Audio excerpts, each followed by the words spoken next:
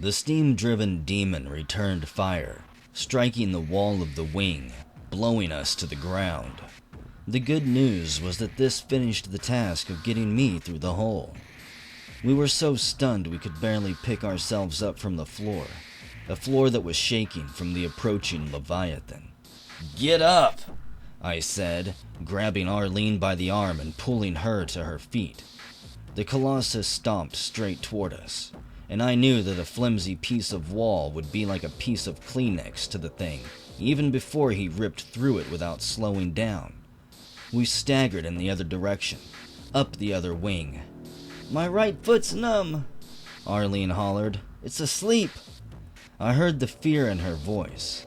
I'm sure she could hear the fear in mine, too. "Wake it up," I said, and while she stomped her foot, forcing the blood to circulate, I fired a few more rockets at the monster. There was no effect worth mentioning. "This thing won't die," Arlene shouted as we ran. "Not without something heavier," I agreed. Arlene stared at the far wall and started mumbling to herself, obviously making thumbnail calculations. I added 1 and 1 and got 2 human beings crazy with terror. As we rounded the corner of the next wing, we heard the steam-driven demon crunching after us. At least he wasn't moving any faster than a brisk walk. At his size, if he didn't tire, that walk would finish us. I didn't want to think about the missiles he could fire. We turned another corner. So long as we heard him but didn't see him, I figured we were doing our best. "Fly!" Arlene cried. "Near as I can figure, this room is much larger than the gate gravity field the aliens set up." She took another deep breath, coughed, and continued. "The periphery of the room should be at normal Deimos gravity." "Close to 0, you mean?" "Yeah." I froze, staring at the far wall. Something was nagging at the back of my brain. This was no time to ignore hunches, instincts, or sudden revelation. "Arlene, we've got to lure Godzilla out of the anomaly and into the normal gravity zone." She didn't ask why. She had a better question. "Which of us?" She was right. The only way to do this was for one of us to get into the zone and taunt the creature until it charged. Arlene did some quick mind reading. "There's only one choice," she said. "I'm faster, you lumbering ox." I couldn't argue with her about that. I was already a lot more winded than she.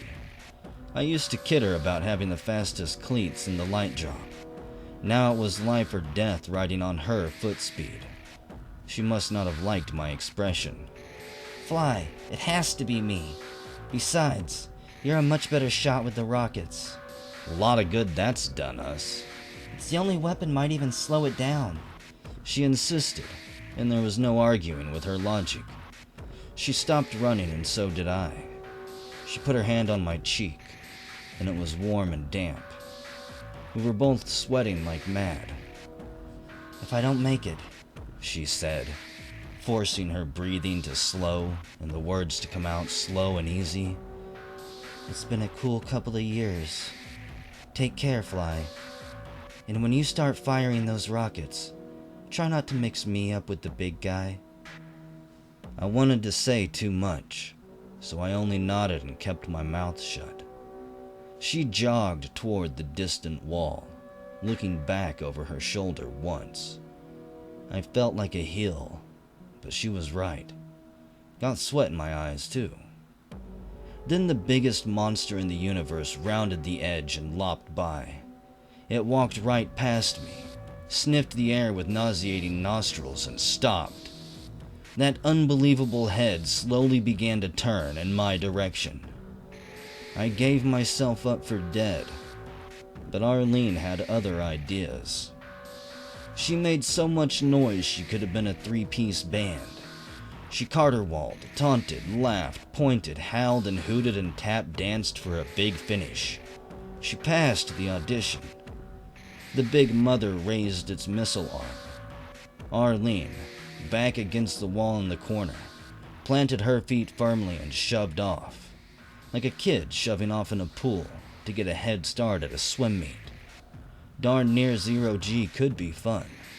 She streaked sideways along the adjacent wall, and the missile impacted astern of her, pissing off the steam demon. It complained, stomping after her. She crouched, safe in a corner, watching every move the enemy made. When Godzilla stopped halfway and fired another 3 missiles, she was ready for it. She timed her leap to take her farther along the back wall, out of the blast radius. As the demon pumped after her, I had a clear view from behind, and noticed that a whole rack of small missiles was built into the creature's back. What did that say about the thing's creators? Then, one cannonball crashing step past the invisible line did the trick, and the big guy launched into the air, smashing against the high ceiling. "Welcome to the gravity zone, sucker!" I yelled, then stepped out of cover and fired a barrage of rockets at a target that was just too damned big to miss. Hell, Lieutenant Weems could have hit this one. The rockets exploded against the demon, knocking it farther back against the wall. This got its attention. Eyes big as dinner plates looked at me in an unkindly fashion. The demon raised its arm, but didn't fire. This was because it was slowly rotating in the air like a windmill. Good old zero G. Every time it lined me up for a shot, it had shifted again. And while it was unable to steady itself, I kept firing rockets. By the time it managed to stabilize itself and line up a shot, I had pumped a total of 15 rockets. 15, and it didn't give a spit. Realizing that sooner or later the steam demon might get off a missile in my direction, I made plans. The essence of virtually every martial art, and they taught us a lot in the light drop infantry, is to use the other guy's own weapons against him. Like, what the hell? What did I have to lose except my life, and all of Earth? I stood perfectly visible and stopped shooting. I wanted that titanic son of a bitch to finally bring its missile launcher to bear.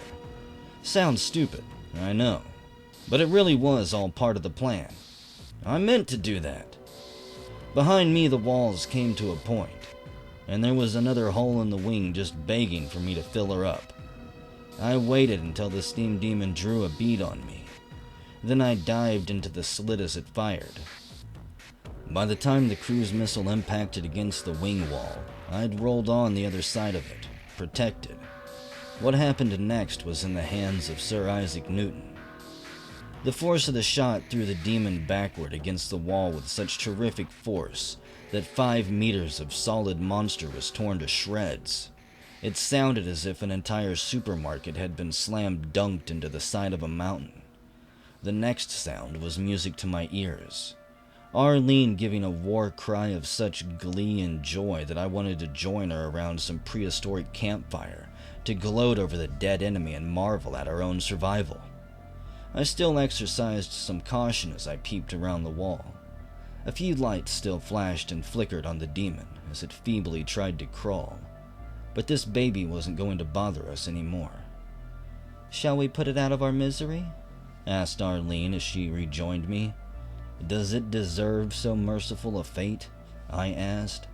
She raised an eyebrow in surprise. Sometimes I think she underestimates my intelligence.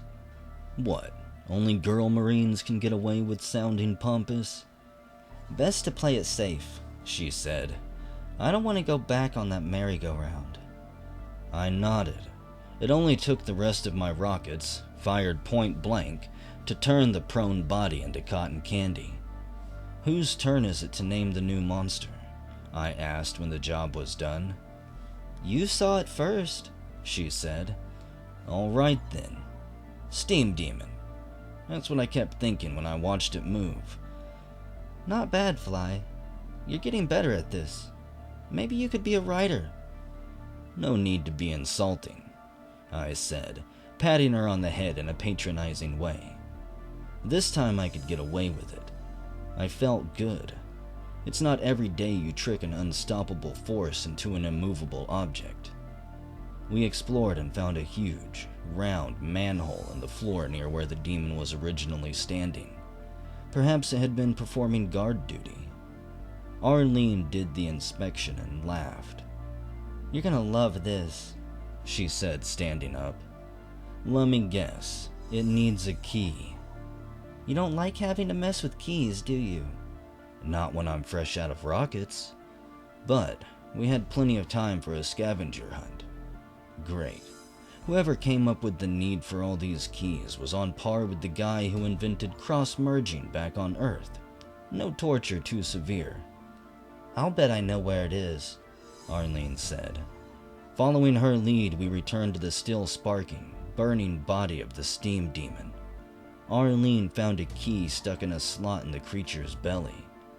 So, he had definitely been the guardian. She started to pull it out and quickly yanked her hand away, cussing. "What's the matter?" "It's freaking hot." Being careful not to burn herself on the quickly slagging metal, she gingerly extracted it, shielding her eyes from the heat with her other hand. Wisps of steam rose off the purple computer keycard, but it retained its shape. She grinned like a kid who'd just gotten the prize in the cereal box. We ran to the door in the floor, the hole for a mole. Arlene plugged it into the slot. The hatch rose, then rotated open. Through this opening we saw a brilliant, eye-hurting red. A rickety, wooden ladder descended out of sight. "I can hardly believe it," she said. "Believe what?" "Has to be, babe. Fly. We're looking right at the wall of the hyperspace tunnel itself."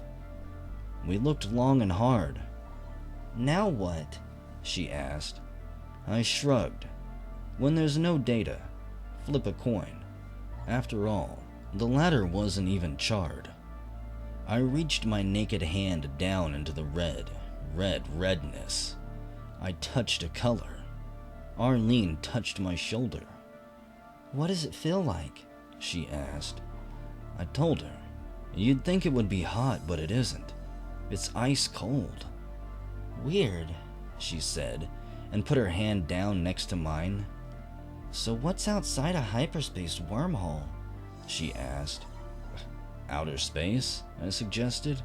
"That river of faces we saw earlier? Heaven and hell? Death?" We glanced at each other and nodded. Holding hands, we took a deep breath and stepped into the redness. Crimson red, fire engine red, rose red, blood red, lipstick red, Martian red. The color curled around us like a cold, smothering, Arctic water, filling our brains with the redness of death. We were on fire, but I felt no pain. The experience was not pleasant.